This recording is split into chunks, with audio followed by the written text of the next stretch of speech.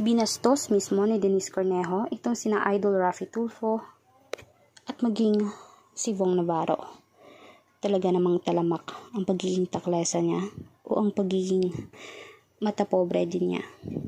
Minsan ay talagang humihingi siya ng pasensya, pero hindi naman talaga niya bukal sa kalooban niya na mag-public apology kay Vong. Pero ika ni Vong ay wala naman nung magbabago sa sitwasyon nila.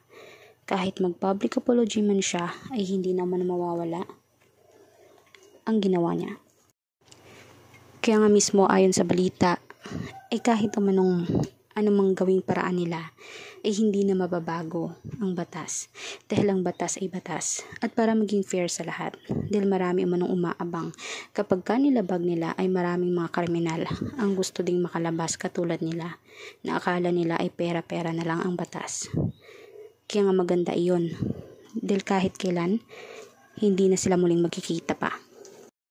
At hanggang sa pagtanda nila mismo, ay talagang mabubulok na sila. Yun talaga ang pagkaka-agree ng lahat ng mga kanetasen, maging ang mga senador, mga taga-suporta ni Vong. Walang ibang makakatinag sa mismong ginawang batas. Ika nila ay pinipirahan ng umano si Vong ng kanyang abogado para naman magalit si Vong sa abogado niya mismo. Pero hindi iyon nangyari. Kaya ngayon, kabaliktaran ng lahat. Sinusulsol na sila ngayon ng kanilang karma. Sila ngayon ay nagbabayad na. Kaya naman for more public videos guys, mag-subscribe, i-like at i-share ang ating videos in public. Salamat po.